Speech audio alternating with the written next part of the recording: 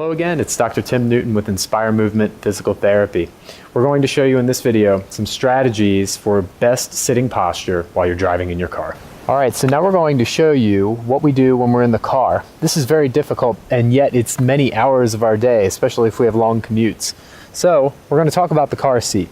This is kind of like a middle-sized car, and it's going to change whether you're in a big truck or whether you are in a small sedan. You're going to have to figure out what works for you.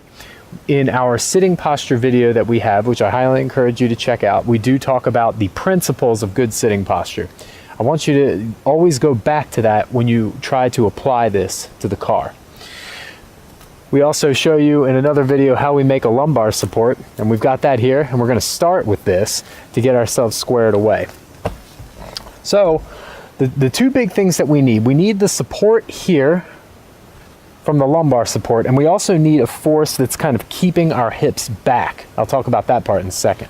But first, the lumbar support. So I put this back here, all right, and I want to make sure that even though the lumbar support is in the right spot, I need to still get my hips back under it, okay? It's not going to do you any good if you're slouched and just happen to be touching the lumbar support.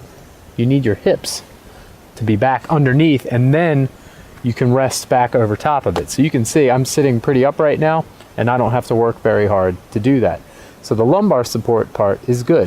For the legs, we need to make sure that we have support here. Now, some people, for your knees, everyone likes to sit way back and have your knees stretched out, but when your legs are out straight, it's going to take your pelvis and roll it like this. We can't have that. We have to have one foot firmly planted on either the floor of the car or the foot plate up here that's usually up to the left. All right, I'm talking about automatic vehicles. For those of you driving manuals, it's just a little bit more difficult. So we want to have a foot planted because when I have my foot here, my foot wants to slide out, but the friction between the bottom of my shoe and the floor of the car keeps my leg fixed, and it drives a force back into my hips. So basically I've got the lumbar support here, and it's pushing my hips back. If you don't know what I'm talking about, try it yourself. You'll see what I mean. You'll feel the difference when your foot is planted versus when your foot is just resting on the heel out stretched like that. For those of you who have bad knees and can't be bent up like this for a while, and you can't sit up straight or move in a little bit more, right? Moving in a little bit, this is right around where you want to be. For those of you who need to be stretched out and seated back a little bit more, I would advise that you take something to put underneath your foot. So I've got a different towel roll here, and I'm going to take it and put it right on this foot plate right here to give me a little more depth. Okay? This may be good for some of you, and some of you may need to do something even thicker to fit in under there. Be careful, don't put it behind the brake pedal. And then now there's extra space between my foot and the foot plate. So now I really feel like my foot is supported, and because my foot is supported, the tension is taken out of the leg, and I've got a driving force kind of going back that keeps my hips back. All right?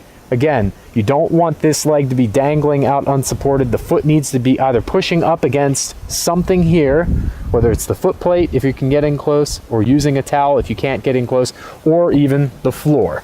All right, if it were the floor, I'd be in a little bit closer. So those are the principles, right? Don't sit back too far. Make sure you've got your lumbar support in the right spot, and make sure your hips are down and back. And that is really how you do it. All right, and one last thing you just want to pay attention to. The seat itself. You want it to be upright, but not totally upright. We want you sitting up straight, but it's not realistic if it's completely vertical. You want it slightly back, maybe 10, 15 degrees of incline or something like that, maybe even 20, but no more than that. And then finally, everyone asks about the lumbar support. My car has a lumbar support built into the seat. I'm going to bet that there's a 9 out of 10 chance that it is not working for you. And the reason for that is that most of them wrap all the way across the seat, and when they push into your back, not only does it push into the center of your back, but it's also pushing into the sides of your back, and it kind of wraps around you and forces you into a slouched posture.